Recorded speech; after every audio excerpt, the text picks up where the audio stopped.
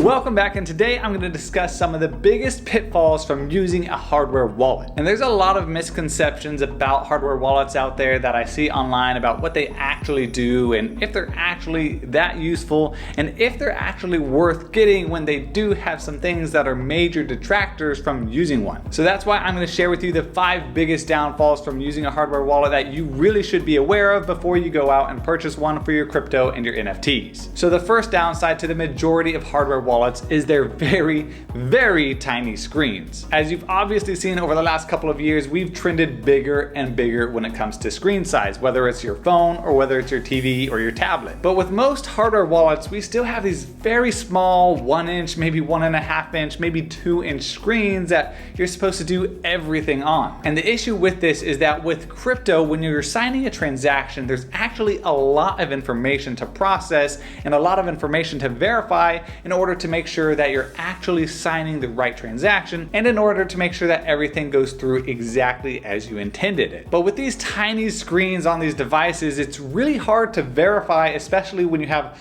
long strings of characters and all these different words and everything that goes on in a crypto transaction. It just can't be displayed on these small devices. Now, there are some more expensive options like the Lattice that I've shown on this channel before, but they're also more expensive at about $400 or $500. So when a hardware wallet is supposed to be making things more secure for you, not being able to see what is actually being shown on your device is kind of a big downfall. Now, a lot of information you can see on your display, but some people bring up the point that your display can be hacked, and so your hardware device, your Nano or your Trezor or whatever other wallet you have, is a trusted display that you know is not going to be hacked. And so while it's good to be able to read some of the information on your computer display, you still really can only trust that tiny small display on your hardware wallet, which is kind of just a struggle. Now, the next pitfall of hardware wallets is there's just a big hassle factor when it comes to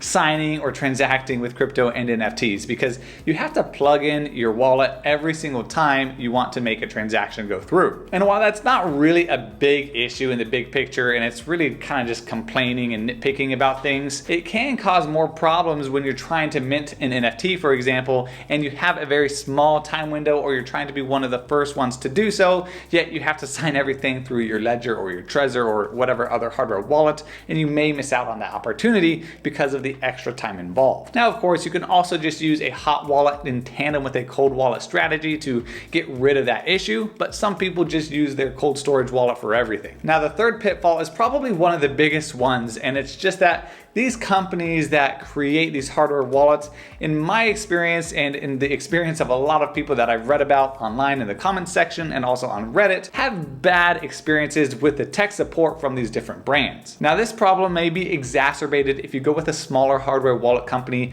versus going with one of the major ones like Ledger or Trezor. But even if you go with Ledger or Trezor, they still don't have great track records for providing really stellar support when it comes to tech needs and connection issues and other issues you may have with your device. And that leads a lot of people to just have to go online over to Reddit or onto YouTube in the comments section to try and find the answers to their questions. And sometimes that can work, but oftentimes you're still left wondering what to do. And it certainly doesn't help when you maybe can't even contact tech support, or what they're telling you to do isn't helping either. And that ties right into the fourth pitfall, which is that a hardware wallet can be very confusing for a newbie into crypto and NFTs. Because if you've been in the crypto scene for even just a little bit, you've probably seen people asking online what is actually being stored on their hardware device. Is it the crypto itself, or is it just the keys? What are the keys? Are the private keys the same as the seed phrase? Should you share your public address with somebody? All these kinds of questions, and then these same people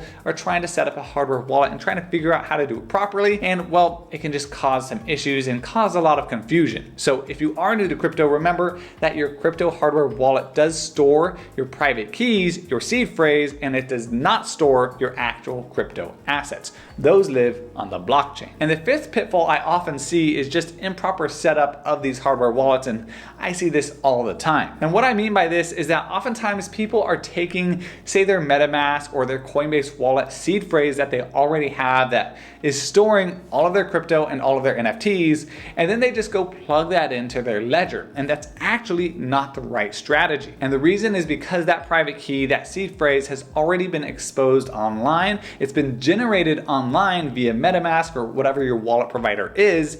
And now it does have a certain, although small, but still does have a small level of risk to being exposed or hacked, which could cause you to lose all of your crypto. And so the proper way to set up your hardware wallet is to get it brand new from the manufacturer, and then to set it up with a new seed phrase directly from that device, which is kind of a pain because that does mean you're gonna have to send all of your crypto assets over to this new hardware wallet, and you're gonna have to pay the gas fees in order to do so, unless you're using something like Solana or Cardano where there aren't gonna be gas fees. But if you have Ethereum NFTs, it's gonna cost you a bit of money just to get your assets over to your new wallet. So those are the top 5 biggest pitfalls of hardware devices. They're by no means perfect, and there are a lot of issues that crop up every single day, but I still believe that they do a lot to protecting your crypto and your NFTs and keeping you safe from hacks and scams, especially if you utilize them properly. And remember, just because you have a hardware wallet, it does not mean it's safe by any means